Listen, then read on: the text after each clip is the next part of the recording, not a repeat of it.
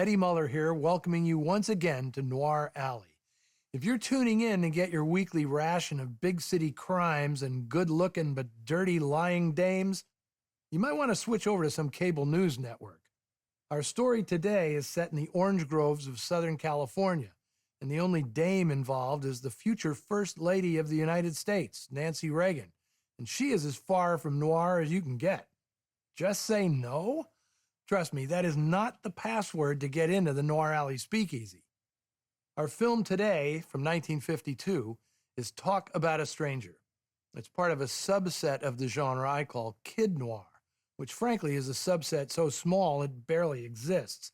There's RKO's classic The Window, Shadow on the Wall from MGM, and the great noir fairy tale The Night of the Hunter, released by United Artists in 1955. What they all have in common is that children are central to the plot. What sets today's film apart is that Bobby Fontaine, the boy at the heart of the story, well played by Billy Gray, is the antagonist. Kids in movies are typically innocents threatened by the grown-up world. Rarely is the kid guilty of worse behavior than the adults. And if you're yelling at your screen, well, what about the bad seed?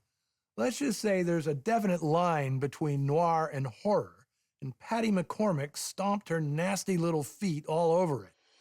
Talk About a Stranger is a story about a boy and his dog, one that takes a dark and disturbing turn. It's also a time capsule of the period, the height of the McCarthy era, and there's no mistaking that the film was meant as an allegory for the anti-communist witch hunt that was dominating the nation's headlines. What's unique about this film is how it distills all the dread, suspicion, and fear of others into a story straight out of Aesop's fables. The screenplay is by Margaret Fitz, adapted from a short story by Charlotte Armstrong called The Enemy. Fitz was a Stanford graduate signed to the MGM Writers Program right out of school. She was also responsible for writing Jacques Tourneur's Stars in My Crown, as well as Moonfleet, directed by Fritz Lang. Here, she was fleshing out a story by a woman who was one of the best mystery writers in the business. Charlotte Armstrong started writing novels in the early 40s, and by the time she died in 1969, she had 29 books to her credit, one of which, A Dram of Poison, won the Edgar Award for Best Novel from the Mystery Writers of America, a prize for which she was nominated 3 times. 2 other Armstrong adaptations have also been shown on Noir Alley. 1947's The Unsuspected, directed by Michael Curtiz, and Mischief, released by Fox in 1952 under the title Don't Bother to Knock. Charlotte Armstrong was a terrific storyteller, and young Margaret Fitz does a nice job with this adaptation, expanding Armstrong's story with her own original touches, although she certainly didn't pad anything. The finished film, a genuine B, runs only 65 minutes. If you want those scant minutes to be memorable, you can't do any better than hiring John Alton as your director of photography. As I've noted over the years, Alton worked freelance, available to any producers and directors who'd pay well to have his visual alchemy enhance their movies. In this case, director David Bradley was the recipient of Alton's genius. They tell the story almost entirely from the point of view of young Bobby Fontaine, and by the climax, they leave no doubt as to whether or not this is a film noir. I'm betting a lot of kids who saw this in 1952 had nightmares caused by the images Alton seared into their brains. When director David Bradley made this, he had already made such classics as Julius Caesar and Peer Gynt in college on 16mm. Like Margaret Fitz, Bradley came to the movie business straight out of university, very uncommon in Hollywood at this time. All the war horses in the business, guys like Raoul Walsh, Frank Borzage, and John Ford, they'd been around since the silent days when the language of film was still being invented by them. Bradley was of the next generation, the first to study filmmaking in school and see it as a career path. His feature-length adaptation of Peer Gynt was made at the Art Institute of Chicago in 1940, with 17-year-old classmate Charlton Heston playing the lead. MGM hired Bradley in 1950 as a directing intern, based on the strength of those amateur features, which received recognition in international film festivals.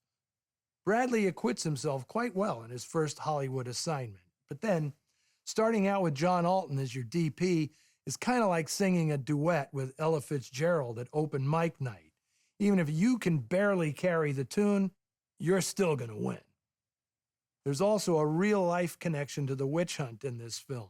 MGM contract actress Nancy Davis had her career derailed when she was branded a communist in one of the many red-baiting publications of the time.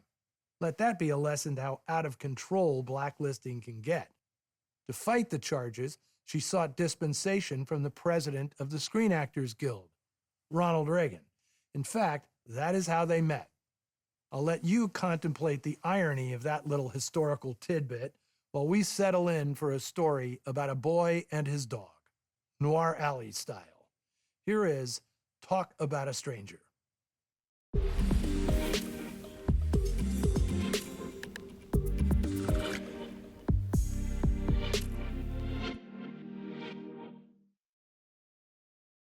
Billy Gray was only 14 when he made Talk About a Stranger, but he was already a showbiz veteran, having appeared in almost 50 movies since his screen debut at the age of 5 in 1943's Man of Courage. It helped that his mother, Beatrice Gray, was a busy actress herself. She made a stampede of westerns in the 1940s, often finding a spot for her real-life son in her home on the range. Talk About a Stranger was certainly not the first film noir Billy Gray appeared in. If you watch closely, you can see him horsing around in The Strange Affair of Uncle Harry, Suspense, The Strange Woman, The Gangster, Abandoned, Between Midnight and Dawn, and The Killer That Stalked New York. He even asks Humphrey Bogart for an autograph in director Nick Ray's masterpiece, In a Lonely Place. Of course, all these were fleeting appearances. The role he's most remembered for was in the film he made just before this one, The Day the Earth Stood Still, in which his character, Bobby Benson, gives a tour of the nation's capital to alien visitor Klaatu, played by Michael Rennie.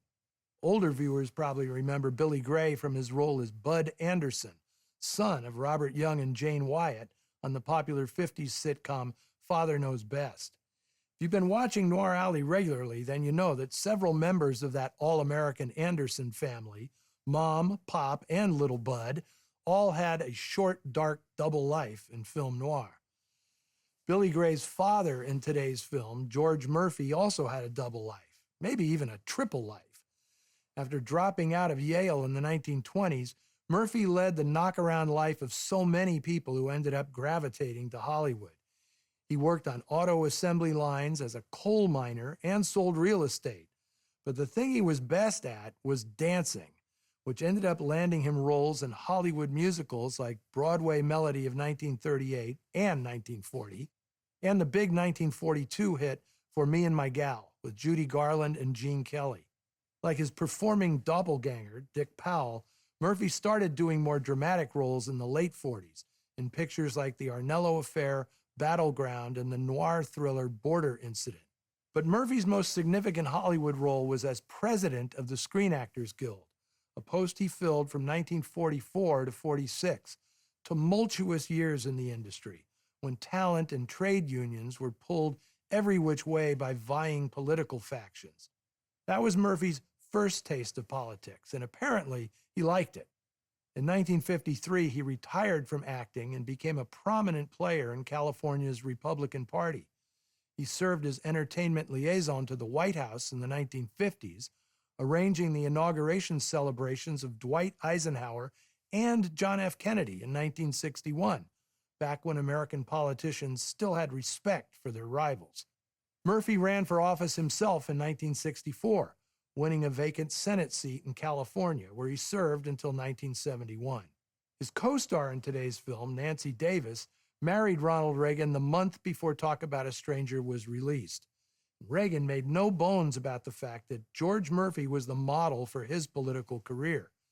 To say he followed in his colleagues' footsteps is dead on. Reagan succeeded Murphy as president of the Screen Actors Guild, became the governor of California in 1967, and of course, eventually the President of the United States. It's not absurd to suggest that had he not gotten throat cancer in the early 70s, putting an end to his political career, George Murphy might have been the first actor to run for and possibly win the presidency. Now, as for the erstwhile villain of today's film, I remember Kurt Kasner on the old Irwin Allen TV series Land of the Giants. But what a life he led before that. Born in Austria, he was destined for a career in his stepfather's restaurant business until one day he waited on Max Reinhardt, the most eminent theater impresario in Europe. It inspired him to study with Reinhardt, and Kasner came to America with him in 1936. His busy stage career was interrupted by the Second World War, where Kasner served in the U.S. Army's photographic unit. He documented battles in the South Pacific, the Japanese surrender aboard the USS Missouri, and the aftermath of the bombings of Hiroshima and Nagasaki. Using these experiences, he wrote a critically acclaimed one-act play called First Cousins, which he dedicated to the thousands of foreign-born American soldiers who had fought for their adopted country. Although his accent and features relegated him to supporting roles in film, on stage he created the character of Pozzo in Samuel Beckett's original production of Waiting for Godot, and the character of Max Detweiler in the first stage production of The Sound of Music, the role played by Richard Haydn in the movie. Next week, I'll have a film featuring an actor who's been a fixture on Noir Alley over the years, Edward G. Robinson. He co-stars with a woman making her first appearance in these parts, Paulette Goddard. They're together in the 1953 release Vice Squad. It may not be Scarlet Street or Key Largo, but it's still pretty entertaining. Until then, see you in the shadows. Next on TCM, The Nanny, then Dead Ringer, and later, Without Love. TCM is stuck in the friend zone tonight.